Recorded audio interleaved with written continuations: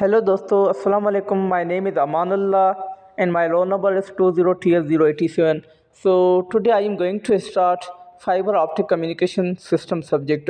So what is meant by fiber optic communication system and how it works and what are the advantages of the fiber optic communication system. So without wasting time, I am going our agenda. सबसे पहले हम discuss करेंगे fibre optic communication system क्या है. ठीक है.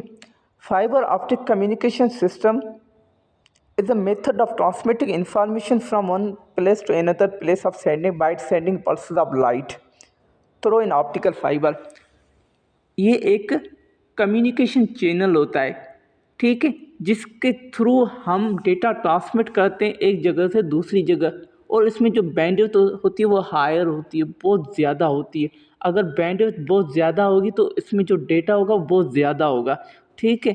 और इसमें जो सिग्नल लॉसेस होंगे वो वेरी लो होंगे as compare to electrical cables के. ये फाइबर ऑप्टिक एक केबल एक मीडियम होता है और मीडियम दो टाइप्स के होते हैं, एक वायर्ड होता है एक वायरलेस होता है. इसमें जो हम यूज़ करेंगे वायर्ड यूज़ करेंगे फाइबर ऑप्टिक केबल, जिसके थ्रू हम डेटा ट्रांसमिट करेंगे एक जगह से दूसरी जगह. ओके.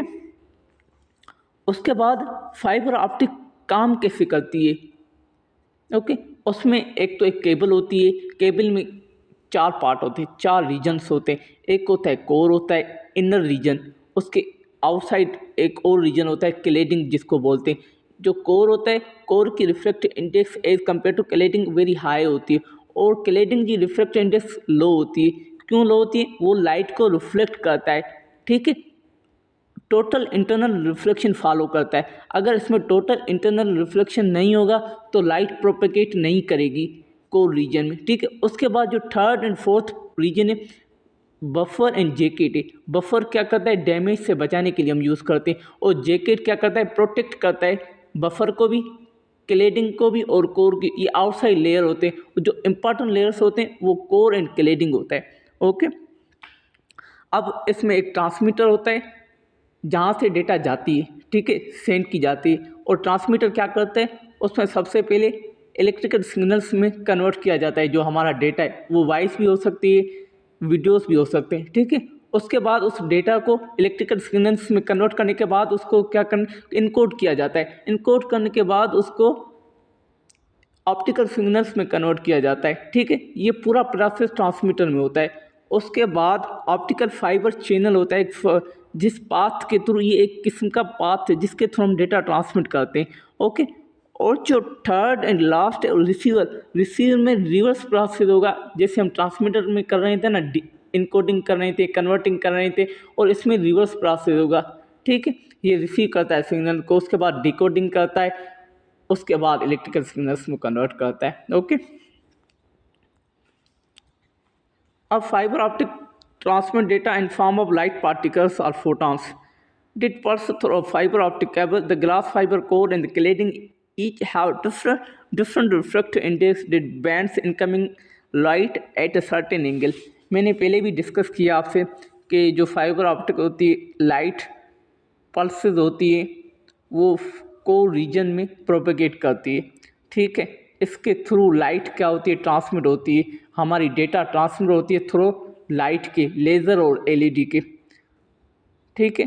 और इसके टाइप्स भी मैं आगे और लेक्चर में डिफाइन करूँगा. इसके टाइप्स क्या है, सिंगल मोड क्या है, मल्टी मोड क्या है, स्टेप इंडेक्स फाइबर क्या है, वो हम आगे डिस्कस करेंगे. ठीक है. इसमें जो पाथ फॉलो करता है सिग्नल जिगजैग के थ्रू फॉलो करता है. ठीक है.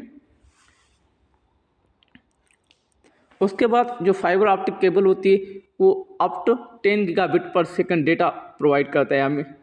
इसमें हाईएस्ट डेटा है. उसके बाद typically the bandwidth capacity of fibre optic cable increase in. जिसकी बैंडविड्थ ज़्यादा होगी तो डेटा रेट क्या होगा? ज़्यादा होगा. डेटा रेट ज़्यादा है इसमें, लेकिन अगर जिसका डेटा ज़्यादा होगा तो वो मोर एक्सपेंसिव होगा ना, ज़ाहिर बात है. तो इसका जो डेटा रेट है वो हाई है, लेकिन ये बहुत एक्सपेंसिव है. तो ये क्या है? इसका ड्रॉबैक है. ठीक है. ये इसकी पिक्चर है. इसमें कोर रीजन है और क्लेडिंग रीजन है. कोर का जो डायामीटर होता है वो लो होता है एज़ कम्पेयर टू क्लेडिंग से. ठीक है. उसके बाद एडवांटेजेस, हायर बैंडविड्थ प्रोवाइड करता है, लॉन्गर डिस्टेंस कम्युनिकेशन के लिए यूज़ होता है। उसके बाद इम्यूनिटी टू इलेक्ट्रोमैग्नेटिक इंटरफेरेंस, और उसकी एबिलिटी होती है कि ये फेस करता है इलेक्ट्रोमैग्नेटिक इंटरफेरेंस को। उसके बाद ये सिक्योरिटी प्रोवाइड करता है, बेटर प्रोवाइड करता है as compare to electrical cables के। इसके ये फ़ायदे हैं, एडवांटेजेस हैं। सो आई होप आपको समझ में आ गया होगा।